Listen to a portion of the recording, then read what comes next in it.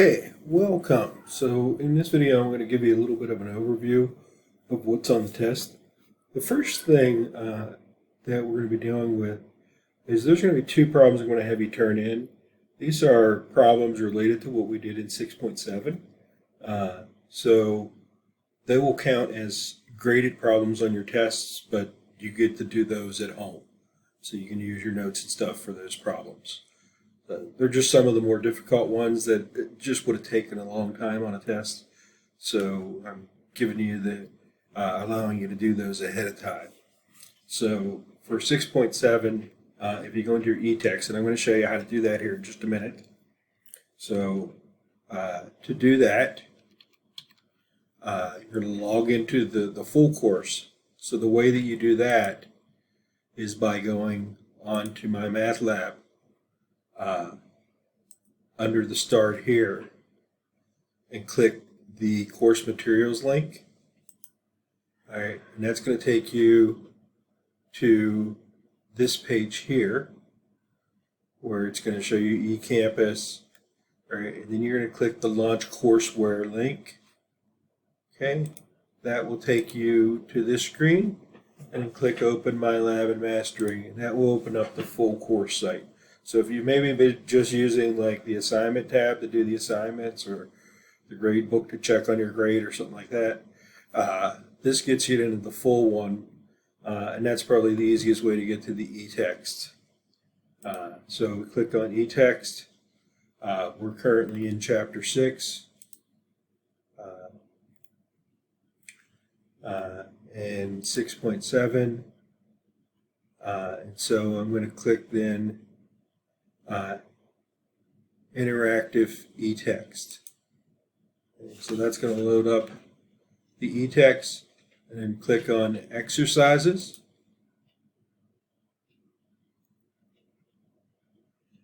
And scroll down, and your assignment is to turn in problems. Get the numbers again. Go back to my notes. Problem 41. So 41 is dealing with filling a spherical tank. So you have a spherical tank with an inner radius of 8 meters. Its lowest point is 2 meters above the ground.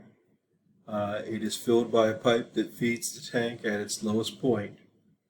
In collecting the volume of the inflow pipe, how much work is required to fill the tank if it's initially empty? So you're filling this tank. So you're filling the spherical tank. Okay, so that's problem number 1 that you're going to turn in, problem 41, filling a spherical tank. And then problem 2 that you're going to turn in is problem number 49. So for problem 49, you have a dam. The dam is in the shape of this isosceles triangle with a base of 20 and a height of 30 meters. So you're going to need to, figure out the total force on that dam. Okay, so those are using the last 2 application problems we looked at, where you're dealing with, again, work in the first problem, work in the first problem, and then here you're dealing with force and pressure in the second problem. So those are the 2 that you're going to do outside class and turn in. If you run into an issue with one of those and you have a question about it or something, you can feel free to email me and ask me about it. Okay, but ideally you would do this before your test and then turn that in when you go to take your test. Okay, so with that out of the way, let me give you just some more information about the test. So it's kind of a little bit of an overview here, if you will. So 6.2 we covered on area between 2 curves. So that pre-calc review stuff that we did, I don't test that directly, just as it might come up in one of these problems or something here or there.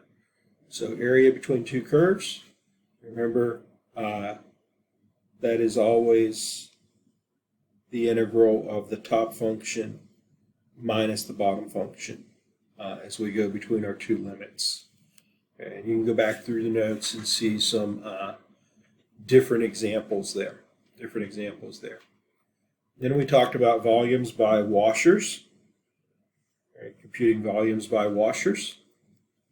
right? So remember, the height function is always perpendicular with washers to the axis of rotation. So if we're rotating about the x, then we're measuring up to the y, the f of x function. If we're rotating about the y, we're measuring up to the x function. Remember, there's the formula there for washers. Of course, if it doesn't have the inner function, then it's just pi f squared. Okay. And again, you can go back and check through your notes for some examples. Like, for instance, here, we did this problem, 2 cosine x, 0 to pi. But actually, this was one where we were revolving about a different axis, so probably not the best example. Probably wouldn't have one of that on the test. So let's look at this one here, where we were revolving this region here about the y-axis. So we needed to measure perpendicularly to the y. So that's why I needed to take my function there, which in this case was 1 minus the square root of x. All right, that we're looking at here, 1 minus the square root of x that we're looking at. All right, and actually, again, this is revolving about a different axis, and I'm not even paying attention to what I'm doing here. So I apologize, but anyway, right, we set up our axes and we go. Or here's one where we actually did something. We revolved this about the y. So again, we have to measure perpendicular to the y. Right? So we're looking at our outer function with respect to for the y-axis and our inner function. They just have to be expressed in terms of y. And so that's what we did there. Right? That's what we did there. Okay? So that's volumes with washers. And then we talked about volumes with shells. Remember, shell, we measure the height parallel to the axis that we're measuring about. Okay? And then that is 2 pi x times the difference between f and g. Again, if you don't have a g, then it's just 2 pi x f of x. Okay? So if you go back here to 6.4, right? Let's find an example here.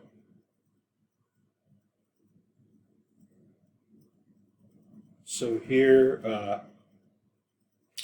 we're dealing with this y equals the square root of x between 0 and 4. So square root of x, we're taking this region and we're revolving it about the x-axis. So if we're doing it with washers, of course, we would move perpendicular as we did in that picture. But we're doing it with shells, then we move parallel to the axis, the x-axis, when we measure our height. So for that one, of course, I needed to have my functions in terms of y. All right, so I needed to have my functions in terms of y to do that. And of course, the outer function is 4. The inner function, in the case of y equals square root of x, is y squared. So that's why when we set up the interval, it's 4 minus y squared. And then 2 pi y on the outside there. Okay. All right.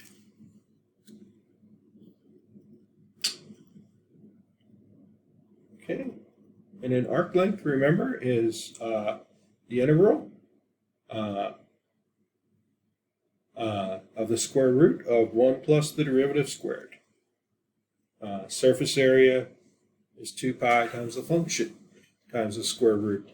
A lot of these ones, unless it's a really basic one, will just be asking you to set them up and then use your graphing calculator to compute it.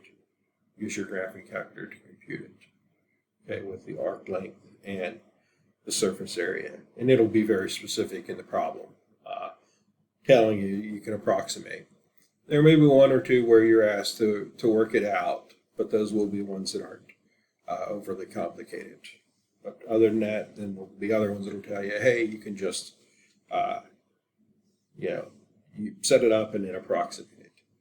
And then with 6, 7, since you're turning in those two problems, Since you're doing those two problems that I already showed you from the E-text, problems 41 and 44, right? You're dealing with the lifting problem.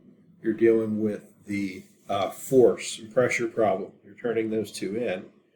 The only things that you will have on your test from 6-7 are problems where you're dealing with mass. Remember, mass is just the integral of the density function, and springs. Remember, springs, it's proportional, so you usually have to use the information to figure out the spring constant K, and then work is just the integral from however you're stretching or compressing it.